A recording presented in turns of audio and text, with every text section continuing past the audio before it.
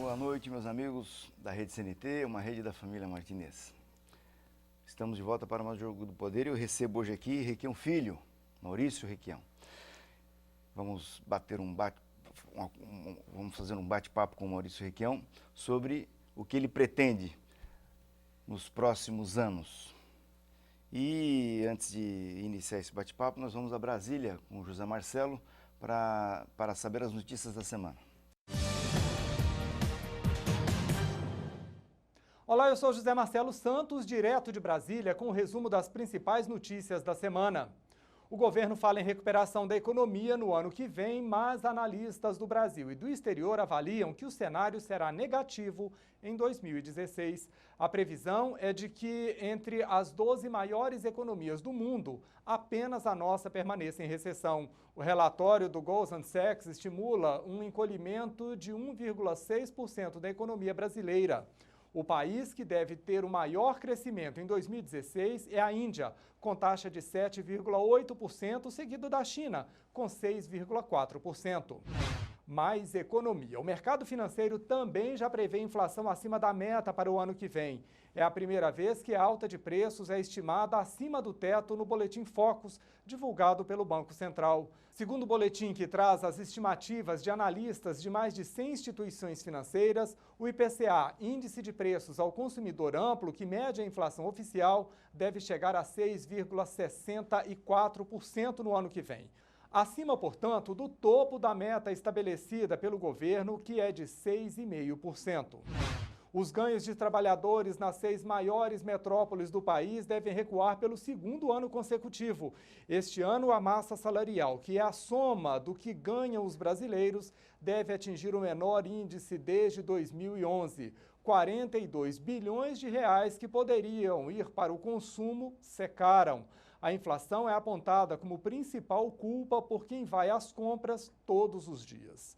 E a massa salarial está diminuindo, principalmente por causa do desemprego. 2015 deve chegar ao fim com cerca de 9 milhões de pessoas desocupadas.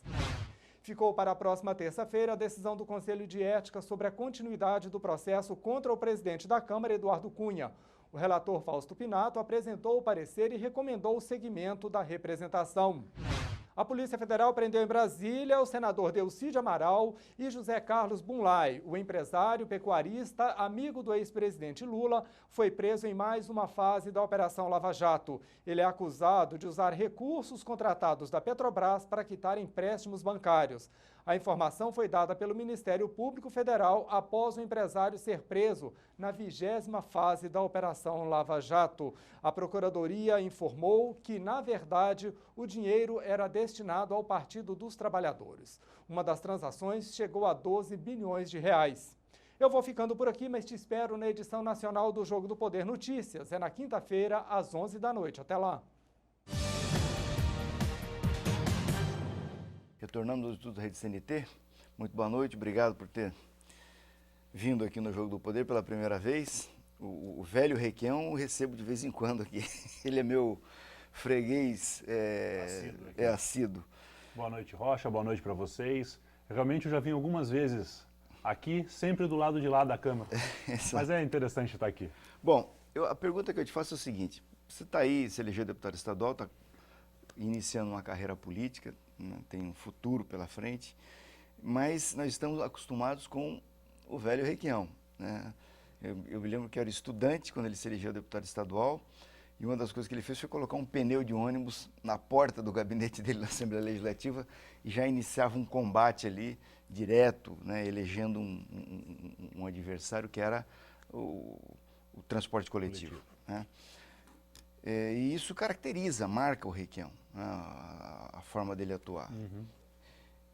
O que nós podemos esperar do Requião Filho? Algo nessa linha ou o Requião Filho é uma evolução? Né? É alguém que vem com a mesma energia, com o mesmo combate, mas com uma característica de produzir menos arestas, vamos dizer assim. A fórmula secreta do Requião funciona muito bem para o Requião. Ele tem um entendimento geopolítico e social política desse timing, dessas posições. Eu, começando agora, apesar de acompanhá-lo desde pequeno nisso, eu preciso encontrar o meu caminho. Eu tenho a minha personalidade. Então eu gosto de brincar que nós somos mais ou menos Marlboro e Marlboro Light. O mesmo sabor, baixos teores. Então eu estou tentando manter essa linha de posições, uma linha firme, ideológica, mas buscando a minha personalidade. Um pouco menos agressivo, mas tão assertivo quanto. Você entra na Assembleia Legislativa, numa Assembleia que passou por problemas recentes, né? Essas coisas todas da Assembleia, de conflito, uma Assembleia que, como toda Assembleia pelo Brasil afora, você não consegue produzir CPI, né? Independentemente do governo. Você não faz CPI em São Paulo no governo do PSDB, você não faz CPI no Paraná no governo do Beto Richa, você não faz CPI na Bahia no governo do PT e não faz no Rio Grande do Sul no governo do PMDB. Os governadores controlam as assembleias. Você fez direito, tem uma bela formação jurídica. O que você me fala dessa Assembleia Legislativa? O que nós temos que fazer para a Assembleia Legislativa deixar de ser o que ela vem sendo nos últimos anos em todos os estados da Federação? Eu acho que nós temos que buscar melhores políticos. A Assembleia aqui do Paraná é vergonhosa, ela é submissa. Nós temos um regimento interno que foi muito mal escrito. E esse regimento interno, essa falta de qualidade dele, é sempre usada para beneficiar o governo. Se o regimento interno é confuso e a ideia é do governo, então permite-se. Se o regimento interno é confuso e a ideia é da oposição, se nega. Então é uma Assembleia fraca. Infelizmente, nós temos hoje no Paraná uma instituição corrompida que sofre até hoje pelos gafanhotos, que corroeram a base moral da Assembleia alguns anos atrás, ela ainda não se recuperou disso. E elegemos presidentes, mesa, líderes de governo, na base do acordo, na base da negociata. É uma Assembleia muito fraca institucionalmente. Pois é, mas a questão moral, por exemplo, vamos pegar o exemplo da Câmara dos Deputados. Está lá o Cunha, presidente da Câmara. Ele não é, assim, estándar moral para ninguém, né? Dadas as circunstâncias que nós estamos vendo aí. Mas ele fez a Câmara dos Deputados funcionar, né? Ele buscou, apesar de todos os seus defeitos, que são notórios, ele buscou fortalecer um poder. Pois é, e os deputados estaduais, impressionante como no país inteiro eles não adquirem não se miram num exemplo desse. Tudo bem, você pode ser da base do governo, mas você não precisa montar um esquema para ficar aprovando coisa no plenário sem passar pelas comissões, aquela coisa vergonhosa que tinha aqui na Assembleia do Paraná, né?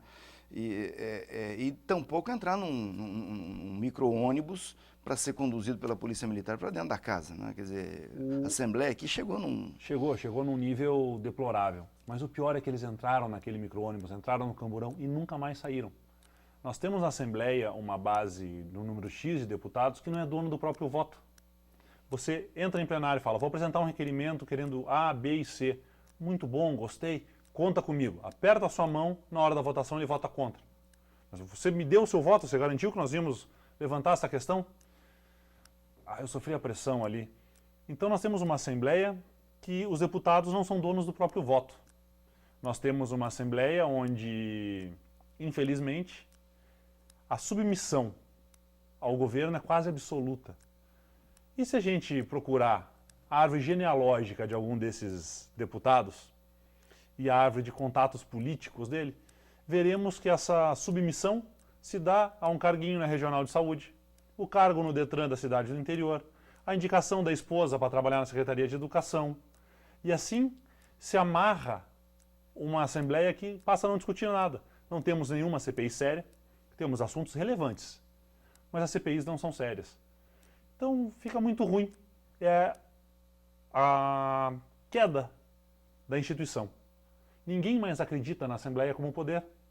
A Assembleia não fiscaliza, a Assembleia não questiona e a Assembleia abaixa a cabeça e diz sim para o capitão do mato. É uma coisa muito ruim a Assembleia aqui no Paraná, mas é o que você falou, essa realidade não é uma realidade nossa.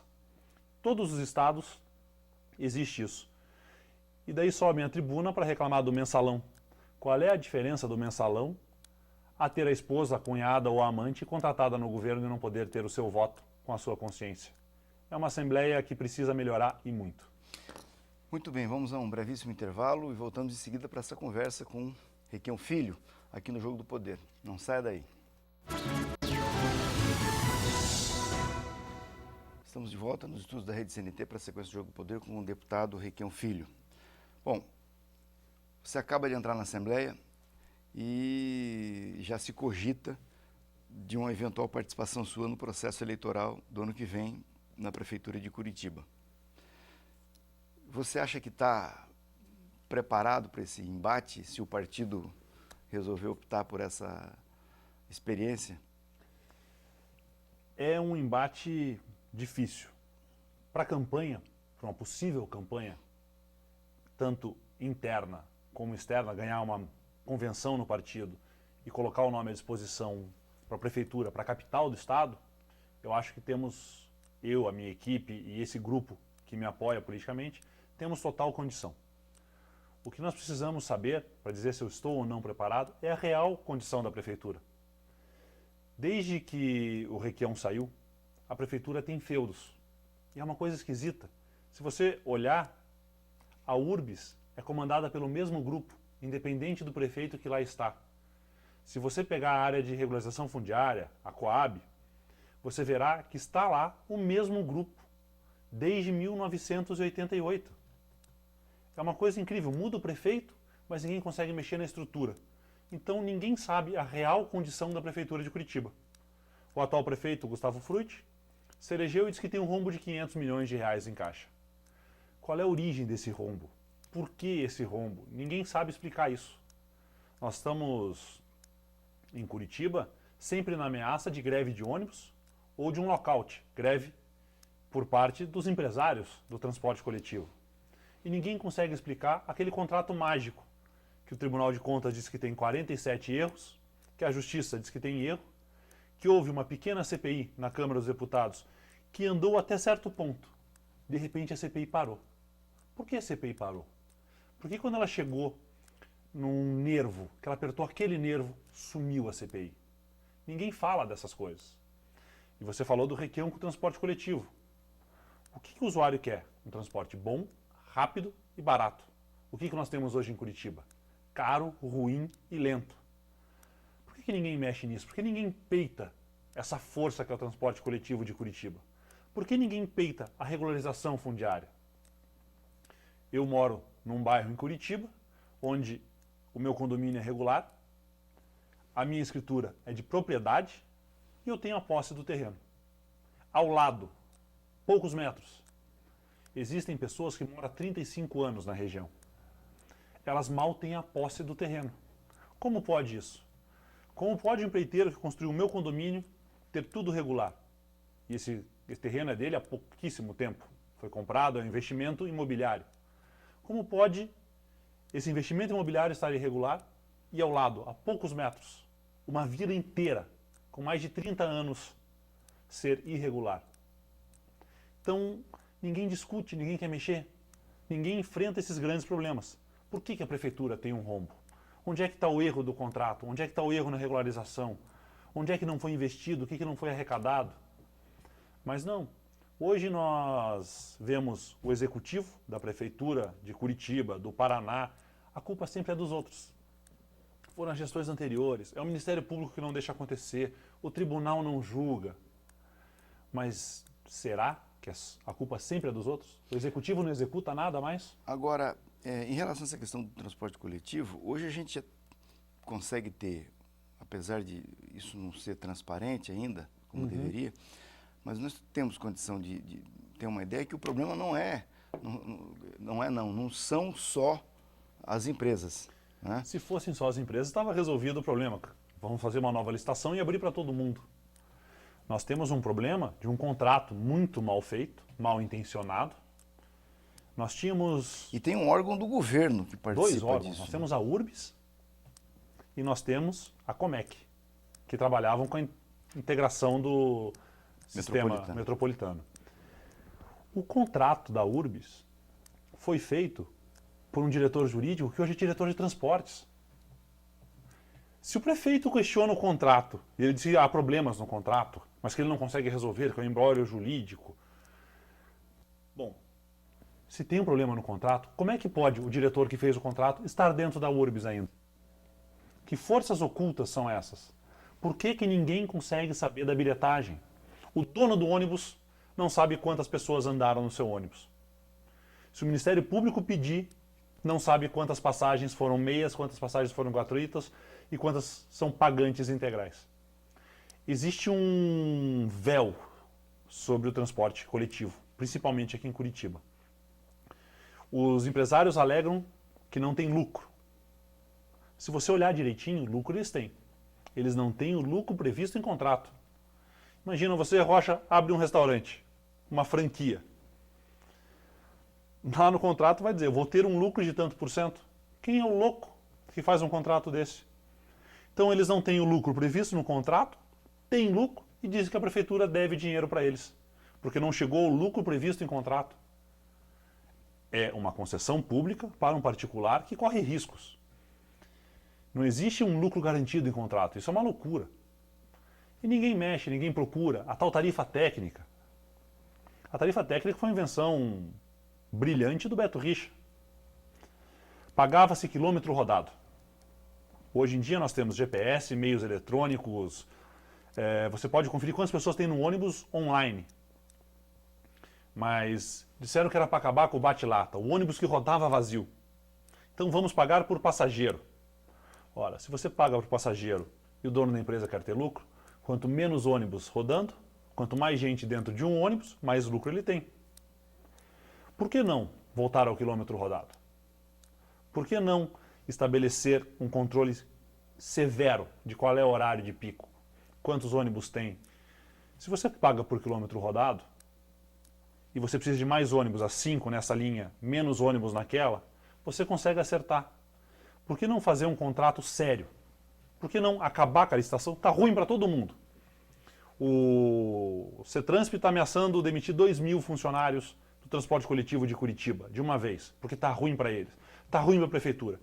Senta todo mundo na mesa, acaba e começamos de novo. Vamos fazer uma coisa séria. Esquecer os trambiques do passado, deixa isso para o Ministério Público e para a Justiça, alguém vai acabar sendo preso, limpa a URBS, cobra da Comec uma posição séria, refaz a integração. Eu acho difícil uma posição séria da Comec hoje. É um órgão muito, digamos assim, confuso, para usar um português polido. Mas vamos começar do zero. A Prefeitura de Curitiba tem a força para peitar isso. Falta é coragem. Bom, nós vamos a mais um intervalo e voltamos em seguida para a sequência do bate-papo com o Requião Filho aqui no Jogo do Poder hoje. Daqui a pouquinho.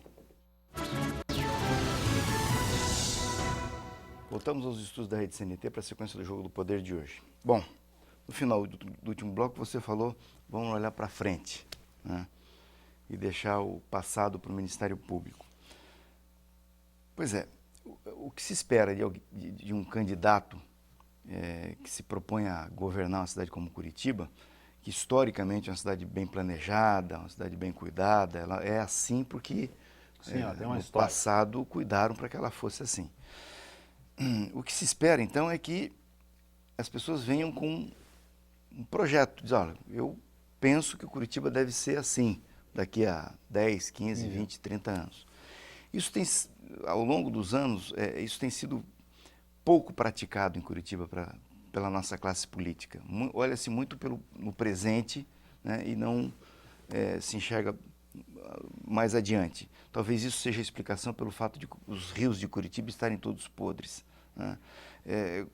Se você tem essa perspectiva, a pergunta que eu faço é a seguinte: o que o PMDB e o Maurício Requião, ou o Requião Filho, aliás, estão fazendo para apresentar para a sociedade curitibana um projeto para Curitiba para 2050? Estudando. Eu acho que você não pode querer discutir uma cidade ou para frente dela sem conhecer o passado. Curitiba sempre foi muito bem planejada. E nós tínhamos aqui em Curitiba o IPUC, que era referência mundial. O IPUC foi sendo afastado pelos prefeitos. E Curitiba tinha um planejamento, muito engraçado isso, que era para crescer por um lado.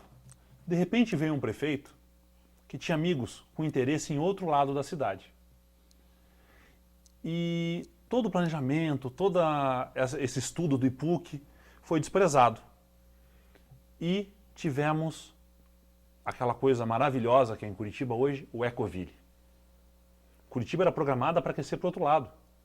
O outro lado estava planejado, o outro lado estava urbanizado. Mas aqui os terrenos eram grandes e baratos. O zoneamento era um. De repente, um grupo muito forte de Curitiba comprou vários terrenos pro lado ali do Barigui para baixo, Campo Comprido, Ecoville, Moçunguê, na verdade. E mudou-se o zonamento da cidade. Você não pode mudar uma cidade sem planejamento para agradar um amigo.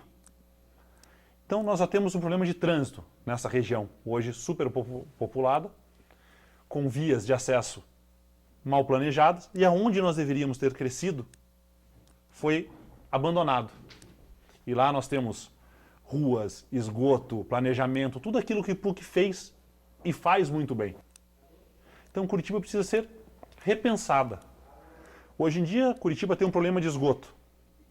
Vem a Sanepar, arrebenta o asfalto, arrebenta a calçada, fecha o esgoto, joga a terra em cima e vai embora. A sua calçada, a sua rua, vira um caos, vira um lama, vira buraco. A Copel quer passar um novo poste. Vai lá, faz um buraco no meio da calçada e faz um poste. Curitiba nunca foi tão bagunçada.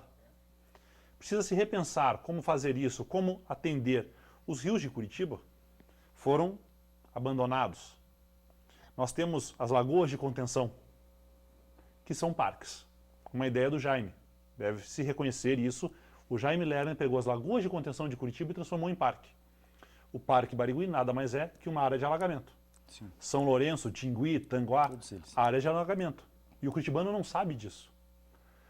Então, quando fala, vai dragar o Parque Barigui para quê? Vai dragar o Parque Barigui para não alagar Curitiba, não alagar Rio Branco, Itaperuçu. Vai dar manutenção no Rio Belém, porque se não der manutenção no Rio Belém, vai alagar o Centro Cívico de Curitiba. Então não é uma bandeira ecológica, não é uma frescura, é uma necessidade de infraestrutura da cidade. Isso precisa ser estudado, precisa ser reestudado. O Rio Belém nasce em Curitiba, deságua em Curitiba. Nós desviamos o rio, nós canalizamos ele. Quando você canaliza um rio, você mata ele. Não, sem luz não há vida. Então, esse rio morreu, deixa ele.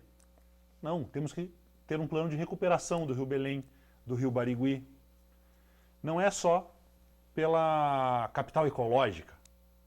É porque um rio morto é um rio que alaga, é um rio que causa enchentes, é um rio que gera doenças. Nós temos daí o descontrole dos esgotos. Mas para fazer isso tem que discutir com a Sanepar. A Sanepar tem, isso pouca gente sabe. A Sanepar e a Secretaria do Meio Ambiente do Estado tem um plano de revitalização do Belém. Ninguém tem coragem de mexer nisso. Envolve uma grande obra, envolve fechamento de ruas, abertura de outras, mas ninguém fala, mas tem um plano. A Sanepar, se voltasse a investir em estrutura, poderia salvar os rios de Curitiba. Mas nós temos uma Sanepar voltada ao lucro de acionistas privados que não investem em mais nada. Nós lançamos esgoto cru nos rios de Curitiba e ninguém fala nada. Onde está o prefeito para cobrar do governador? Nesse caso, cadê o Ministério Público para cobrar da Sanepar o tratamento do esgoto? Eu pago, você paga. E aqui em Curitiba ainda pagamos uma taxa extra para a cidade. E ninguém mexe com essas coisas. Falta um estudo, falta um planejamento, falta a boa vontade. Se pegam sempre, quando nós falamos de Curitiba, e é uma coisa engraçada, talvez seja uma mania de nós curitibanos, eu sou curitibano, nascido e criado aqui, nos grandes feitos. Nós temos o Expresso, nós temos o Ligeirinho, isso é o passado. Nós temos o parque. Isso é ótimo. Vamos manter a linha de Expresso, vamos melhorar ela. Vamos ter os parques? Ótimo, vamos manter os parques. Mas vamos criar o que a gente precisa. A linha de Expresso tem funcionado? Não. Nós temos acidentes em cima de acidente. Os expressos têm cruzamento que não deveriam ter. Algumas linhas de expressos não precisam ser linhas expressas. Daria para mudar essa rua, para desafogar o trânsito. Então falta um estudo. Se apegam às coisas do passado como se fossem cláusulas pétreas. Você acha que o IPUC pode fazer isso? O IPUC tem condições. Curitiba tem condições de fazer um novo estudo, de estudar e modernizar as coisas boas que temos. O Ligeirinho é lindo. Mas o ligeirinho tem um impacto na tarifa absurdo. O ligeirinho é um ônibus inservível. O ligeirinho só existe em Curitiba. Porta de embarque e desembarque à esquerda só existe em Curitiba. Então, quando você vai fazer uma licitação para comprar um ônibus, você paga o dobro de um ônibus normal. Quando você vai fazer o impacto que aquela empresa tem de gastos depois, ele não consegue vender o ônibus. Se você entrar na internet e procurar ônibus urbano para vender, você vai ver que você compra ligeirinhos usados com até 50 mil reais, às vezes 35. É sucata. Sucata, não serve para ônibus, não serve para escolar, não serve para igreja, não serve para nada. Aquela plataforma alta. Então nós temos um padrão Brasil de transporte coletivo. E de repente temos um padrão Curitiba. Isso traz benefício a quem? Isso nos prejudica. O contrato prevê que os ônibus reservas têm que ser coloridos. Importa para quem anda de ônibus. Se o ônibus que vai levar ele de ponto A ao ponto B seja verde, amarelo, rosa, azul, Sim. são gastos desnecessários. As coisas precisam ser repensadas de uma maneira mais prática, de uma maneira que atenda melhor a população de Curitiba. Maurício, foi um prazer recebê-lo aqui. Muito boa Obrigado. sorte. Um abraço. Se vocês estiveram conosco até agora, muitíssimo obrigado. Vamos falando durante a semana pelo www.jogodopoderparaná.com.br. Próximo domingo eu estou de volta para mais um Jogo do Poder. Até lá.